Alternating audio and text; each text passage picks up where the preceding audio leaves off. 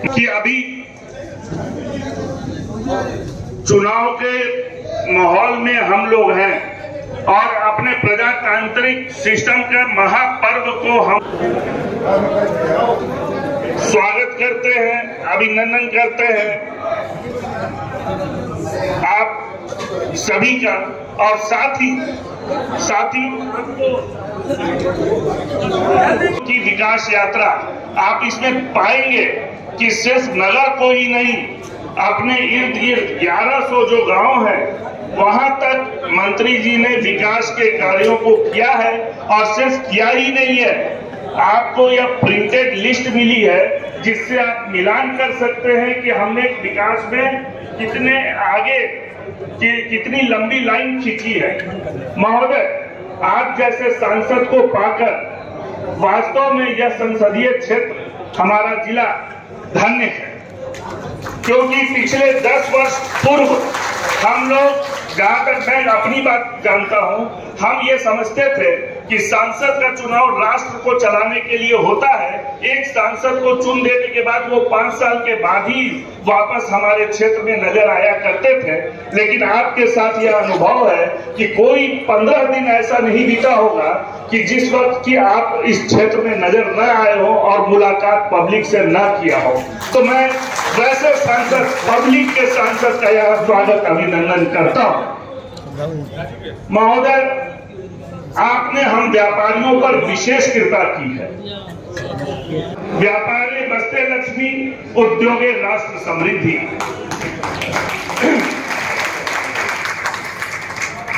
आपके मंत्रित्व काल में हमने अपने क्षेत्र में खुलकर व्यापार करना सीखा।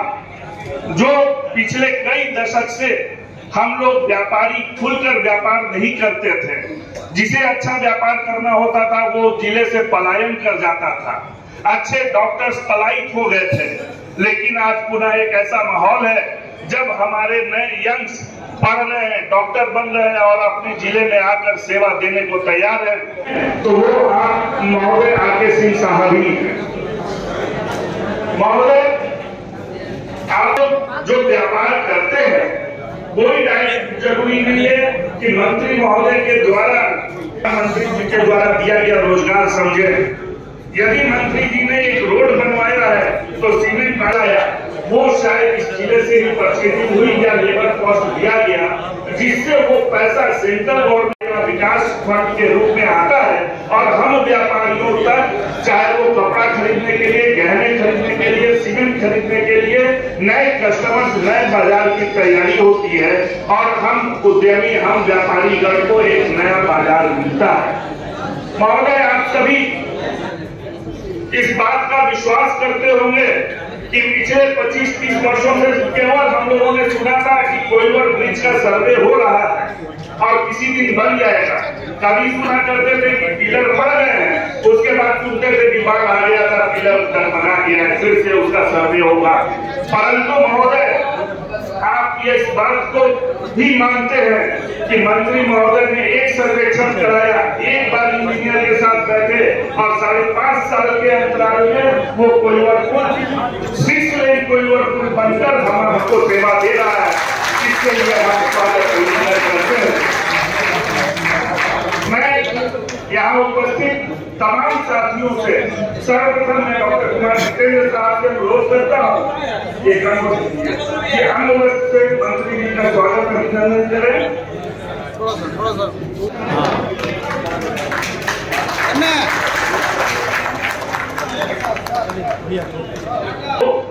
पूर्वांचल से भी जोड़ता है, उस 4 लेन के स्थापना के लिए स्वागत अभिनंदन करता हूं। पंकज जी पुष्प लेकर आए और आप स्वागत अभिनंदन करें।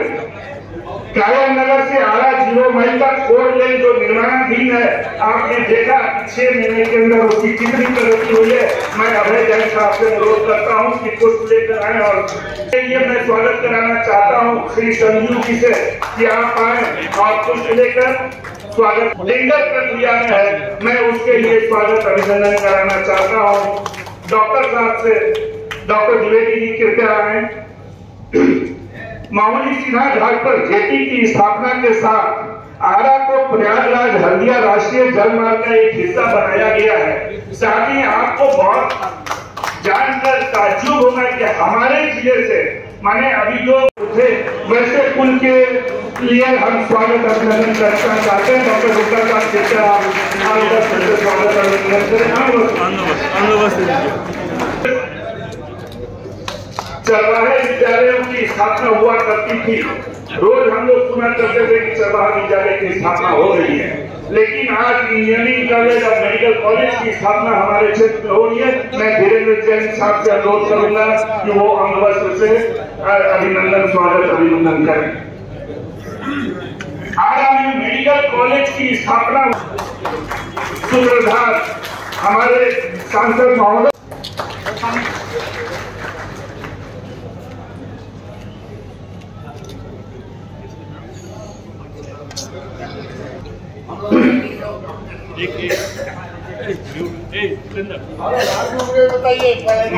वार मेमोरियल की स्थापना के लिए पूर्व सैनिक संघ की तरफ से आप अभिनंदन कर रहे हैं।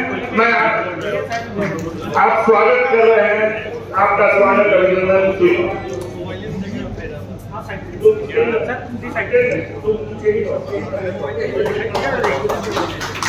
आप एक प्लेट लेकर आरा रंगा मैदान जो कि आज महिलाओं बच्चों प्रौढ़ करेगी, रंगा मैदान के इतने भव्य रूप देने के लिए जहाँ के हम सभी टहलते हैं और घूमने जाते हैं, उससे स्वागत अभिनंदन करें। इधर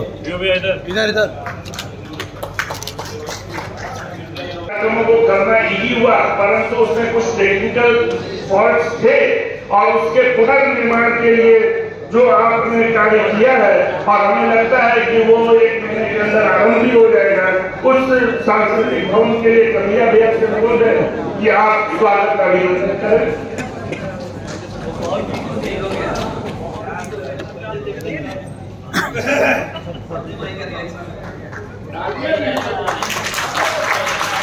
आरा पुलिस लाइन में एक शहर के चारों तरफ आपने शुरू में ही सुना होगा कि 1100 गांव में है, जिनमें से 980 से अधिक गांव को मंत्री जी ने कोई ना कोई विकास का कार्य किया है और विकास बिहिया स्टेशन का अमृत भारत स्टेशन के रूप में विकास को स्वीकृत कराने के लिए रोशन चंद्र जैन जी से अनुरोध है कि आप स्वागत अभिनंदन करें। दिव्यांगों को सशक्त बनाने के लिए 3000 दिव्यांगों को सहायक उपकरणों का वितरण किया गया। उसके लिए मैं रविचंद्र अग्रवाल जी से अनुरोध करता हूं कि कृपया आए और स्वागत अभिनंदन करें। भोजपुर जिला के नगर निगम पंचायत में 14,000 से अधिक सोलर स्ट्रीट लाइट्स की स्थापना के लिए जयप्रकाश अग्रवाल साहब से अनुरोध करूंगा कि आप आए और स्वागत अभिनंदन करें। आपको इसमें देखने को मिलेगा कि हमारे जिले को जो आज हम लोगों ने थीम रखा है भोजपुर की विकास यात्रा, तो यह पुस्तक बताएगी कि पिछले 10 वर्षों में हम लोगों ने क्या पाया और मुझे विश्वास है कि आप सभी कल से इस पुस्तक की चर्चा कल और परसों 2 दिन में जन जन तक कर पहुंचाने का प्रयास करेंगे। शंभू जी से अनुरोध है कि आरा रेलवे स्टेशन के पर जो ट्रेनों के ठहराव शुरू हुए हैं जिससे आप रांची तक जाते हैं, उसके लिए स्वागत अभिनंदन करें। शंभू प्रसाद जी, शंभू प्रसाद, शंभू जी, आप शंभू भैया।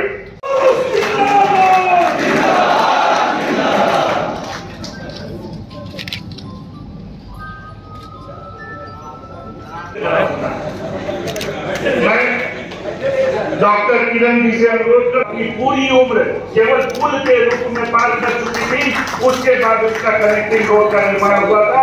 तो वैसे महापुरुष जिन्होंने मात्र 1.5 वर्ष में पुरवानी गुमटी का सौंदर्यीकरण के साथ काम कराया, उनका स्वागत अभिनंदन। वैसे तो हर गांव अब मैं स्वागत के इस कड़ी में बहुत से ऐसे लोग भी बैठे हैं जिनका नाम मैं डायरेक्ट नहीं जानता हूं और विकास की लिस्ट इतनी लंबी है तो मैं आप सभी से अनुरोध करता हूं कि जो लोग भी मंत्री जी का स्वागत अभिनंदन अपने इस जिले में करना चाहते हैं और एक विकास पुरुष को यह विश्वास दिलाना चाहते हैं, धीरे धीरे एक लाइन से ताकि सभी का फोटो भैया एक तरफ चाहिए, सभी को स्टेज के दाहिने से आलोक रंजन जी कुछ यादगार आपको भेंट करना चाहते हैं। मंत्री महोदय को कृपया आप स्वीकार करें। सामने देखिए, सामने सर, सामने।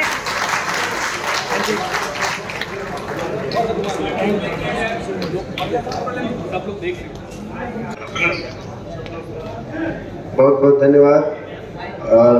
समय चूंकि बहुत ही कम है तो हम लोग सिर्फ काम क्या है कि आज अगर पूरे हिंदुस्तान में कोई एक व्यक्ति है जो पूरे हिंदुस्तान को नेतृत्व अच्छे से दे सकता है तो उस व्यक्ति का नाम है माननीय नरेंद्र मोदी जी।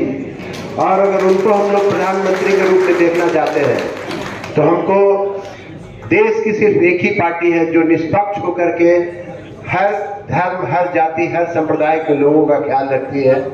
उसके लिए सिर्फ एक ही पार्टी है, वो है भारतीय जनता पार्टी। अधिक से अधिक संख्या में पहुंच करके और आरके सिंह जी को लाखों मतों से विजयी बनावे। मेरा सिर्फ एक ही चीज कहना है कि 1952 से लेकर के अभी तक बहुत सारे सांसद हैं। विकास का रथ जो है उसके साथ ही अपने प्रिय राजकुमार जी को चुनेंगे। नेतृत्व की क्षमता है, कर्मठ है, ईमानदार है, हर तरह से ठीक है। और विजयी होने के बाद अपने सखा का भी खास, उनके क्षेत्र का भी खास ध्यान रखेंगे। ऐसा हमें उम्मीद है। ये किसी को नहीं छोड़ेंगे, चाहे वो हम हो या आप हो या सुदामा जी हो, कोई भी हो, वो किसी को इस चीज से अलग नहीं रखेंगे। तो इस उम्मीद के साथ कि इसी हॉल में हम लोग 4 जून को होली मनाएंगे, हम अपनी वाणी को विराम देते हैं। बहुत बहुत धन्यवाद।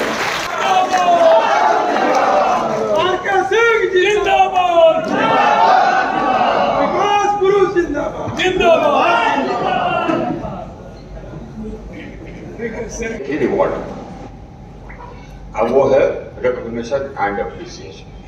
ये रिवॉर्ड आपसे रिकॉग्निशन मिला, अप्रिसिएशन मिला, इसके लिए बहुत बहुत धन्यवाद। ये अमूमन जैसे कि अजय जी ने कहा, जो व्यवस्था है संविधान के अनुसार, व्यवस्था यह है कि हर स्तर पर काम करने के लिए लोग चुने जाते हैं। पंचायत स्तर पर काम करने के लिए चुने जाते हैं, पंचायत के मुखिया, वार्ड सदस्य इत्यादि। जिला स्तर पर जिला परिषद होता है। शहरों के लिए म्युनिसिपल कॉर्पोरेशन होता है, म्युनिसिपैलिटी होती है, मेयर होते हैं, वार्ड कमिश्नर होते हैं, वो शहर का काम देखते हैं। राज्य के स्तर पर काम देखने के लिए, राज्य स्तर पर सरकार चलाने के लिए असेंबली का चुनाव होता है, जिसमें कि राज्य की सरकार चुनी जाती है और विधायक उसके होते हैं, वही मंत्री बनते हैं और राज्य स्तर का काम विधायकों का काम। केंद्र सरकार चुनने के लिए पार्लियामेंट्री इलेक्शन होता है और वो केंद्र सरकार चुनती है। जो सांसद होते हैं वही मंत्री होते हैं और पार्लियामेंट अटेंड करते हैं। तो आपने मुझे भारत सरकार का एक हिस्सा बनाया, आप हमें चुने और मुझे मंत्रालय का की जिम्मेवारी दी गई। तो हमारा दायित्व यह है, यह था, यह है भी, क्योंकि अभी भी जब तक कि मोदी जी और हम लोग रिजाइन नहीं करते हैं, जिम्मेवारी हमारी ही है। हमारी जिम्मेवारी है कि देश में बिजली व्यवस्था हो सुधार, बहुत बड़ी जिम्मेदारी, लेकिन वो हमने किया और बखूबी किया। और उसमें भी जितना काम हमने किया उससे हमसे पहले बहुत सारे बड़े बड़े लोग बिजली मंत्री भारत सरकार, तो जितना काम हमने किया हमसे पहले किसी मंत्री ने नहीं किया।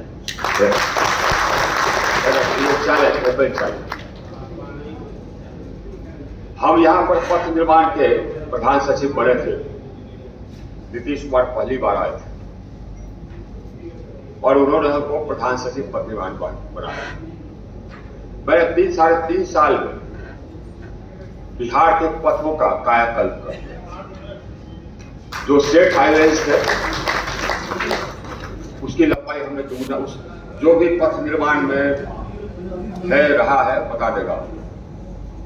जितने स्टेट हाईवेज हमारे थे उसकी लंबाई 1000 किलोमीटर थी, हमने उसको दुगुना कर दिया 2000 किलोमीटर।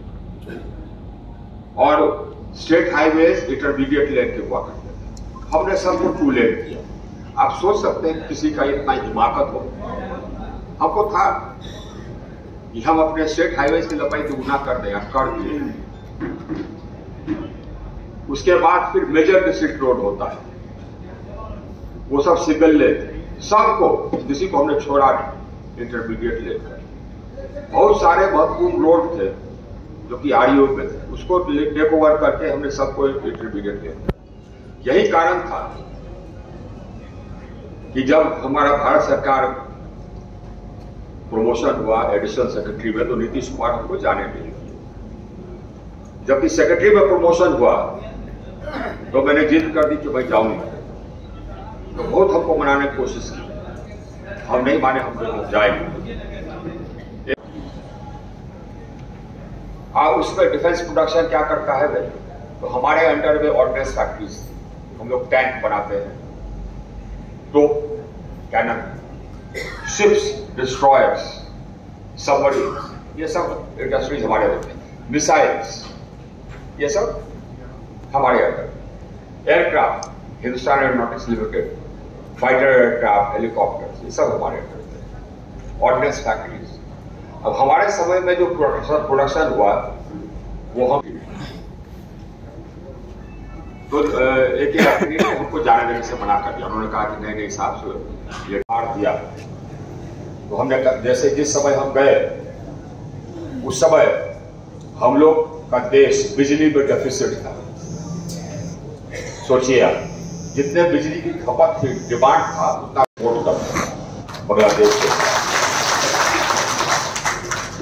इतना कैपेसिटी एडिशन किसी मंत्री के समय में नहीं हुआ, और न ही किसी दूसरे मंत्री के समय में 1 नेशन 1 ग्रिड रहा। इसके बाद डिस्ट्रीब्यूशन सिस्टम को मजबूत करने के लिए, जो कि राज्य सरकार के अंदर होता है, डिस्ट्रीब्यूशन सिस्टम, ट्रांसफार्मर, तार, पोल, राज्य के अंदर वो राज्य सरकार की जिम्मेदारी। हमसे बिजली लेती, जितना बिजली का डिमांड है बिहार का, वो 60% हम ही देते हैं, 6000 से 700 मेगावाट भारत सरकार देती है, और अंदर में वितरण करना राज्य सरकार की जिम्मेदारी। उसका व्यवस्था भी सिर्फ बिहार में नहीं, अमूमन हर जगह गड़बड़ है। राज्य सरकार के पास पैसा नहीं था। हमने 2 लाख करोड़ का योजना स्वीकृत किया और हर राज्य सरकार को पैसा दे करके योजना बनवा करके उनके वितरण व्यवस्था को बदला। और गांव में अमूमन बिजली रहती थी हमारे जाने के पहले 12 घंटे, आज रहती है 22 घंटे। ये हम लोग मॉनिटरिंग करते हैं। आज शहर में बिजली रहती थी करीब 18 से 20 घंटे औसत भारत में, आज औसत भारत का है 23.5 घंटे। तो हमारा प्रयास यह रहता है कि जो जितना काम हमने किया, हमसे पहले कोई नहीं किया, हमारे बाद भी शायद कोई न करे। मेरा ये इसी तरह से, इसके बावजूद, हालांकि मेरा काम वहां दिल्ली में था, हम लोगों को सांसद निधि मिलती है हर साल 5 करोड़। उसका मकसद है कि छोटे छोटे योजनाएं विभिन्न जगह पर ले। तो 5 साल में 25 करोड़, 2 साल में 50 करोड़ होता, लेकिन कोरोना के समय में ये बंद हो गया। तो 50 करोड़ के बदले में करीब 40 करोड़। हमने यहाँ पर 100, आप देखेंगे 168 करोड़ का काम किया। बाकी पैसा हम अपने विभाग के सीए काट सकते, ताकि हर गांव में, गांव वालों से पूछ करके करें। हमारे लोग जाते थे, गांव वालों को बैठाते थे, आप पूछते थे कौन सा योजना चाहिए। अमूमन सांसदों की आदत रहती है, विधायकों की आदत रहती है कि कोई गया कहने के लिए कि लिख दी, तो उसको लिख देते हैं। हम ऐसा नहीं करते। हम गांव वालों से पूछते हैं ताकि जो भी योजना हो वो गांव के हित के लिए हो, किसी व्यक्ति के परिवार के हित के लिए नहीं। तो वैसे करके हमने योजना, कोई गांव हमने छोड़ा नहीं हमारे जान में जहां पर कि ये हमारा योजना नहीं रहा हो और उसमें कोई भेदभाव भी नहीं किया, चाहे आपको वोट दिया हो या नहीं दिया हो। हालांकि हमारे पार्टी के लोग उसमें कसमसाते हैं, जो गांव वोट नहीं किया उसको भी योजना देते हैं, लेकिन हमने कहा कि हम सांसद सब थे तो हम सब जगह थे।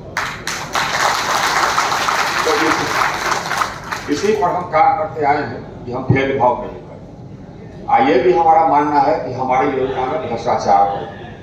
वैसे भ्रष्टाचार के हम सब खिलाफ, क्रिमिनल्स के हम सब खिलाफ। आमतौर पर आपको नजर आता होगा कि हम बहुत सरल किस्म के आदमी हैं, लेकिन काम के मामले में हम कोई चीज बर्दाश्त नहीं करते। भ्रष्टाचार करता है हमारे अंदर में कोई, तो मन इच्छा करती है कि किसी न किसी तरह ये के प्रकार उसको जेल में हम डालें। क्रिमिनल के बारे में भी हमारी कुछ यही राय है। तो आप जहाँ कहीं भी हम काम किए हैं सरकारी महकमे में, आप पता कर लीजिएगा, हमको लोग बहुत ही कड़े किस्म का पदाधिकारी मानते हैं, बहुत नॉन कॉम्प्रोमाइजिंग, क्योंकि पैरवी भी हम सुनते नहीं है। तो लेकिन इधर आ गए तो हम पैरवी सुनते नहीं है सरकारी काम में, हालांकि पैरवी अब हम करने लगे। लोग कहते थे कि साहब हम इंडिविजुअल पैरवी नहीं करते हैं, शुरू में नहीं करते थे, लेकिन अब स्थिति यह है कि जितना पैरवी हमने किया, जितना ट्रांसफर कोचिंग हमने करवाया, हमसे पहले शायद कोई सांसद नहीं करवाया।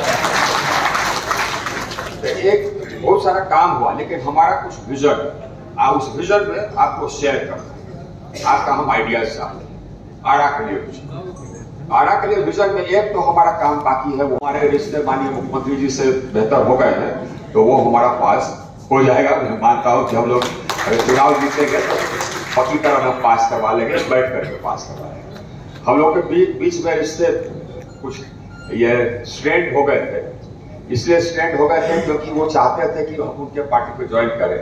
उन्होंने हमको मनवा भी लिया, वो तो चाहते, रिटायरमेंट के पहले ही वो हमसे कहे थे कि आप हमारे साथ आ जाइए, और उन्होंने कहा था कि हम आपको एडवाइजर बनाएंगे। वो ऑर्डर भी निकाल दिए विद कैबिनेट रैंक और कुछ विभाग ऑर्डर देंगे। तो हम बहुत कहने पर हमने हाँ कह दिया था, तो उन्होंने ऑर्डर भी निकाल दिया, हम गए। तो उसके बाद फिर उन्होंने कहा कि आप आए नहीं, तो हम बोले कि हम पॉलिटिक्स करेंगे। तो उन्होंने फिर बहुत दबाव दिया कि हम उनके पार्टी ज्वाइन करें, फिर हमने हाँ कह दिया। लेकिन उसके बाद भाजपा में मेरे साथी हम हमारे पीछे पड़ गए कि वो राज्य स्तर की पार्टी है, नेशनल पार्टी ज्वाइन कीजिए, तो वहां नहीं ज्वाइन करके हम इसको ज्वाइन कर लिए। तो नीतीश जी से हमारे रिश्ते इसी कारण उसी समय से कुछ खटास में आ गए थे, बहुत स्ट्रेंड हो गए। अब ठीक है, तो हमारा नहर का पक्कीकरण मेरे ख्याल से पास हो जाएगा। इसके अलावे हर क्षेत्र में हम वैसे भी बिजली ले जाते ताकि किसानों को डीजल नहीं खरीदना पड़े चुनाव के लिए, ये क्या नाम है, सिंचाई के लिए। एक तो वो हमारा काम बाकी है। दूसरा हमारा काम बाकी है, आरा का रिंग रोड स्वीकृत हो गया। एक हमने लक्ष्य बनाया है कि आरा को हम जोड़ देंगे straight Purvanchal express way, but via Buxar नहीं, वाया मोहली या सेना, उसी पर गंगा पार करके सीधे, ताकि हम लोग सीधे दिल्ली जाए। और उसके बाद फिर आरा के अंतर्गत ग्रामीण क्षेत्रों में बहुत सारे सड़क हैं जिनकी की हालत ठीक नहीं।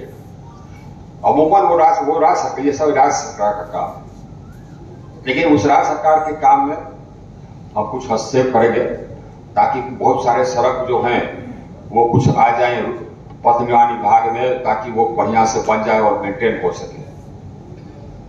हमको ट्रेन में एक दो ट्रेन चाहिए और जो कि देश के विभिन्न भागों को जोड़ते होंगे। स्टेशन को हम और बड़ा करावेंगे तो ताकि हमारे यहाँ से हर जगह के लिए ट्रेन खुले। शहर के विकास के लिए आवश्यक यह होगा कि प्लान्ड डेवलपमेंट। प्लान्ड डेवलपमेंट की दो तीन चीज आवश्यक है। एक का एक योजना है, पुराना योजना है।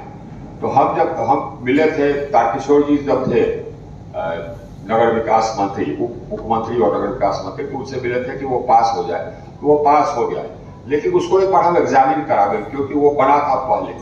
और ये देखना होगा कि आज की आवश्यकताओं के अनुसार वो ड्रेनेज प्लान है कि नहीं। तो ड्रेनेज की व्यवस्था हमको करनी होगी। बहुत सारे सड़कें हैं, उनको चौड़ीकरण करनी होगी। ये सभी सड़कें हैं नगर निगम के पास, उन सबको ट्रांसफर करना होगा पथ निर्माण विभाग में, क्योंकि नगर निगम के पास इंजीनियरिंग विंग नहीं है। पैसा आता है लेकिन उनके पास इंजीनियरिंग विंग है ही नहीं। एक दो इंजीनियर है, वो बड़े बड़े रोड और अच्छा रोड नहीं कर सकते, आप मेंटेनेंस भी नहीं कर सकते। अगर ट्रांसफर हो जाएंगे पथ निर्माण विभाग को तो हमारे शहर के जो रोड है वो ठीक रहेंगे। तो रोड चौड़े हो जाए, बीच में डिवाइडर हो जाए तो हम लोग के शहर की हालत अच्छी हो जाए। ये मेरा सपना। अब दिक्कत यह हो गई, इसमें मैं लगा था, दिक्कत यह हो गई कि अच्छा मुझे 2 ही मिनट, दिक्कत यह हो गई कि अभी बिहार सरकार को पैसे की कमी हो गई, तो पथ निर्माण विभाग में बहुत योजनाएं ली जा चुकी थी। तो मुख्यमंत्री का कहना था कि पथ निर्माण विभाग और योजनाएं नहीं ले, नहीं तो हमारे बहुत सारे रोड पथ निर्माण विभाग में चले जाते। एक रोड तो मैंने लिवा दिया, 2-3 और रोड को हम लिवाएंगे चुनाव के बाद, उसको हमको करवाना है। वो हो जाएगा तो हमारा शहर थोड़ा ये बेहतर हो जाएगा। ये जो धरहरा से लेकर के चांदनी तक बांध पर तो हमने स्वीकृत करा दिया था, अब चुनाव के बाद उसका काम हम लोग शुरू करवा देंगे। उधर से ये हो जाएगा, हमारा एक और बाईपास हो जाएगा। और जो बाईपास होगा तो बाईपास से बहुत सारा सहूलियत हम लोग के शहर को हो जाएगा। योजनाएं बहुत हैं, आप लोग भी सोचें। अब तो समय खत्म हो रहा है, एक बार हम लोग बैठते हैं और आपसे हम लोग सलाह लेते हैं, हम लोग ब्रेनस्टॉर्मिंग करते हैं कि सिर्फ शहर नहीं, आरा जिला में और क्या क्या करता है। इंडस्ट्री की डिमांड रही है, अब मैं देखता हूं कि कौन सा इंडस्ट्री ला सकता हूं। इंडस्ट्री के लिए हमने इंफ्रास्ट्रक्चर को खड़ा कर दिया, कनेक्टिविटी बना दिया, 4 लेन रोड है, रेलवेज है, ये सब कर दिया। तो इंडस्ट्री को आने में कठिनाई नहीं होना चाहिए। तो कोई ना कोई इंडस्ट्री हम लोग कोशिश करेंगे कि यहाँ आ जाए, तो उससे फिर और हमारा ग्रोथ हो।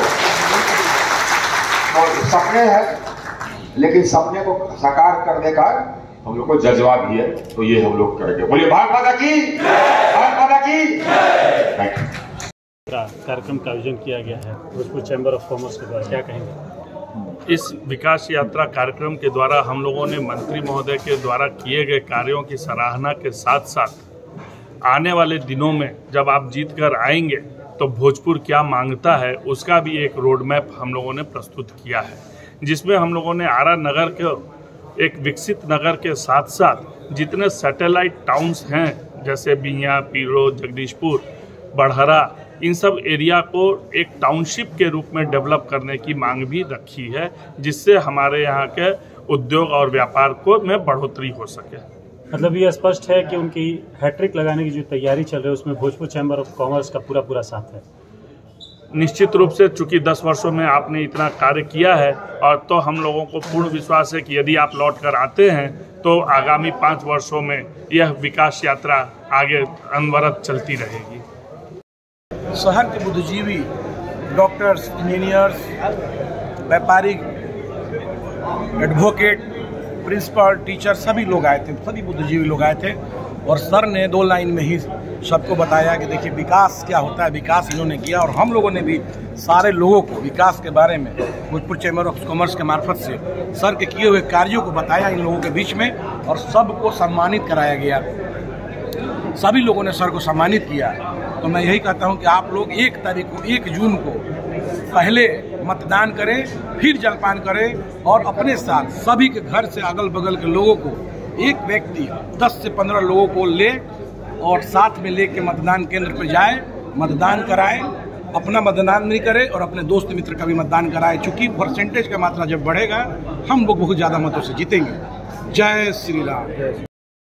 आरा लोकसभा के एनडीए प्रत्याशी शामिल हुए, क्या कहेंगे इस कार्यक्रम को? देखिए, श्री राजकुमार सिंह जी जो हम लोगों के संसद सदस्य हैं, साथ में मंत्री भी हैं, केंद्रीय मंत्री भी हैं, जितना कार्य इन्होंने विकास का किया है भोजपुर जिला में, हमको लगता है कि साहब 1952 से लेकर के आज तक में बहुत से लोगों को हम लोगों ने भेजा, लेकिन इतना कार्य तो किसी ने किया ही नहीं है। पहली बात। दूसरी बात ये है कि श्री राजकुमार सिंह जी के कार्य करने की जो प्रणाली, अगर उस पर आप गौर कीजिए तो आपको लगेगा कि जितना भी विकास हुआ इस विकास की जानकारी भी पब्लिक से उन्होंने ली, और पब्लिक से ले करके साहब अगर कोई प्रोजेक्ट बनाया, उस प्रोजेक्ट को साहब शहर के गणमान्य लोगों के साथ बैठ करके, जनरल लोगों के साथ भी बैठ करके प्रोजेक्ट को दिखाया, और दिखाने के पश्चात अगर किसी संशोधन की आवश्यकता हुई तो राजकुमार सिंह जी ने उसका संशोधन भी उसमें कर करके, और ये जो आप देख रहे हैं विकास, इस सारे विकास को अंजाम दिया। तीसरी बात अगर हम आपसे कहें तो राजकुमार सिंह अपने नाम के अनुरूप इन्होंने समझिए कि साहब पब्लिक के दिल पर राज किया है। राजकुमार सिंह माने राजकुमार जो है, उन्होंने अपने पब्लिक के, जनता के दिल पर आज राज कर रहे हैं। इसलिए जो विकास उन्होंने किया, ये भोजपुर चैम्बर ऑफ कॉमर्स की क्या ये ड्यूटी बनता था कि जो विकास किया है उसका जो है विस्तृत विवरण हमने जनता को आज प्रस्तुत किया है, दिया है।